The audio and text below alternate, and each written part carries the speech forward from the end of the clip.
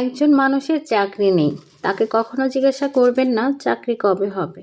একজন মানুষের ডিভোর্স হয়েছে, তাকে জিজ্ঞাসা করবেন না ডিভোর্সের কারণটা কী। একজন মানুষের সাথে দেখা হলেই জিজ্ঞাসা করবেন না বাচ্চা কবে নিচ্ছে।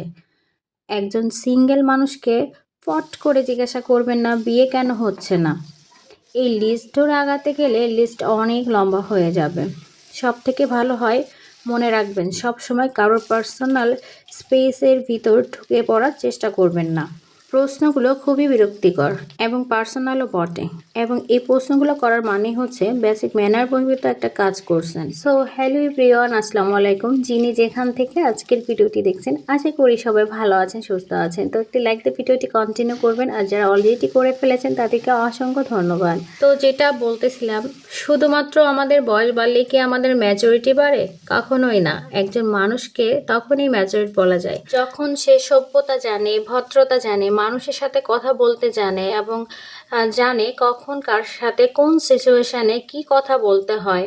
যাই হোক, অনেক কথাই বলে ফেললাম। জানি না আপনাদের কাছে কেমন লেগেছে, অবশ্যই কমেন্টস করে জানাবেন, আপনাদের মতামতটা প্রকাশ করবেন। যাই হোক, এখানে আমি রান্না করতেছি হচ্ছে ভুনা খিচুড়ি মুরগির মাংস দিয়ে। এটা ইফতারিতে খাবো, তেমন কিছুই আজকে বানাবো না। তো এত কিছু আসলে খিচুড়ি খেলে আর কোনো কিছুই লাগে না, আর অন্য জিনিস বানাইলেও এটা খেতে পারবো না, যেহেতু বাসা হচ্ছে আমি আর আপনাদের ভাইয়া। তো দুজনে যেহেতু খাবো, তো এত আইটেম আর করবো না। তো আজকে এই ভুনা খিচুড়ির সাথে একটু ফল থাকবে, এটাই। তো এই তো আমি সুন্দর করে খিচুড়িটা রান্না করে নিচ্ছিলাম, রান্না করতেছিলাম আর ভাবতেছিলাম প্রতি বছর তো আমার শ্বশুর শাশুড়ি সবাইকে নিয়ে রোজাটা আমরা সম্পন্ন করি, আর এবার তো আমি আর আপনাদের ভাইয়া দুজনেই আছি বাসায়। আর যেহেতু আমার শাশুড়ি অনেকেই জানে অসুস্থ, ঢাকা আছে, তো দোয়া করবেন ওনার জন্য। অনেক দিন হসপিটালে, প্রায় 2 মাস ভর্তি। ইনশাল্লাহ আপনাদের দোয়ায় এবং সবার দোয়াতে উনি কিন্তু সুস্থ এখন। হয়তো বা 2-1 দিনের মধ্যে বাসায় নিয়ে আসা হবে। আর আলভির বাবা ভুনা খিচুড়িটা খেতে বেশি পছন্দ করে, যার জন্য ভাবলাম যে আজকে খিচুড়িটাই রান্না করি। তো এই যে অ্যাটলিস্ট আমার রান্নাটা হয়ে গেছে। এখন আমি একটু রান্নাঘরটা ক্লিন করে নিব, যেটা সব সময় আমি করি। রান্নার পরে পুরো রান্নাঘরটা পরিষ্কার না করলে আমার একদমই ভালো লাগে না। তো এই যে আমি সুন্দর করে ক্লিন করে নিয়েছি। দেখেন একদম পরিষ্কার হয়ে গেছে। আসলে রান্নাঘরটা পরিষ্কার থাকলে মনটাও ভালো লাগে, কাজ করতে আরও ভালো লাগে। তো এখন আমি ভাবলাম যে এখন আস্তে আস্তে করে টেবিলটা গুছিয়ে নিই, যেহেতু টাইম নাই আর বেশি। তো দুপুরের রান্নাবান্নাও শেষ করে নিলাম। তো ভাবলাম যে একটু ব্যালকনিতে যাই, দেখি। এদিকে আলবির বাবা আজকে আসতেও লেট করেছে, তো হচ্ছে একটু মিটিংয়ে ছিল। তো এদিকে আমি খিচুড়িটা রান্না শেষ। এখন ভাবলাম যে একটু সালাডটা বানিয়ে নিই আর ফলগুলো কেটে ফেলি। তো এই তো আমি শসা টমেটো এগুলো একটু ছুলে নিচ্ছিলাম, এগুলো সালাডটা বানিয়ে নিব। তো সময় আর বেশি নাই, তো একটু দ্রুত কাজ করতেছিলাম। যাই হোক, আমার ভিডিওগুলো আপনাদের কাছে কেমন লাগে অবশ্যই জানাবেন।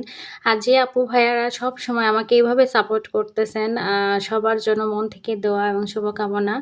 আপনাদের সুন্দর সুন্দর কমেন্ট কিন্তু আরও সুন্দর সুন্দর ভিডিও তৈরি করতে অনেক ইচ্ছা করে। তো মাঝে মাঝে ভাবি যে আর ফেসবুকে কাজ করব না, কিন্তু আপনাদের কমেন্ট দেখে আর থাকতে পারি না। ভালো না লাগলে, সময় না পেলেও ভাবি যে একটু ভিডিও দিই।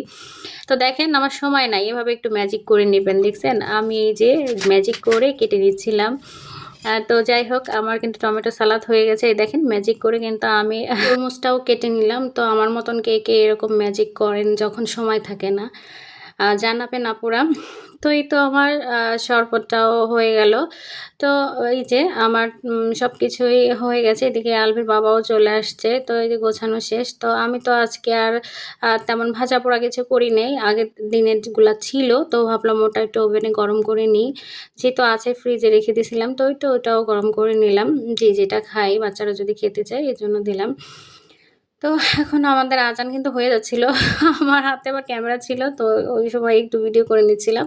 আজকের ভিডিওটি এই পর্যন্তই। আপনাদের কেমন লেগেছে আপনাদের মূল্যবান মতামত কমেন্ট বক্সে জানিয়ে যাবেন। সবাই ভালো থাকবেন। আল্লাহ হাফেজ।